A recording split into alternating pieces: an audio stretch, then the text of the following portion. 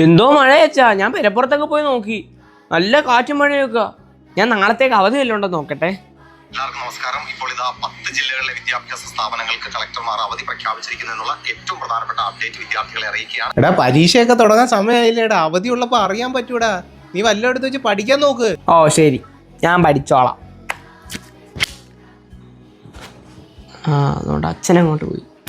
എങ്ങാണ് നാളെ അവധി എല്ലാം കിട്ടിയാലോ നോക്കട്ടെ. 11ാമത്തെ ജില്ലയിലും അവധി കൊല്ലം ജില്ലക്ക് അവധി കിട്ടി. എന്തോന്നാടാ, നിന്റെ അടുത്ത് മര്യാദക്ക് ഇരുന്ന് പഠിക്കാൻ പറഞ്ഞല്ലേ ഞാൻ. ഏറ്റവും അവസാനമായിട്ട് വിദ്യാർത്ഥികൾ കാത്തിരുന്ന കമന്റ് ബോക്സ് നിറഞ്ഞത് പാലക്കാടുകാരെ കൊണ്ടാണ്. ഇപ്പോൾ പാലക്കാട് ജില്ലയിലെ വിദ്യാഭ്യാസ സ്ഥാപനങ്ങൾക്കും അവധി പ്രഖ്യാപിച്ചിരിക്കുന്നു. എന്തു വെച്ചാ ഇത്? കൊല്ലം എന്തോ വാട്ടർ പ്രൂഫ് ആണോ? നമുക്ക് എന്തോ കൊല്ലംകാർക്ക് മാത്രം ഇതുവരെ അവധി ഒന്നും കിട്ടാത്ത. എടാ മോനെ, എല്ലാരും മുങ്ങിപ്പോയാലേ രക്ഷിക്കാൻ ആരെങ്കിലും വേണ്ടേ?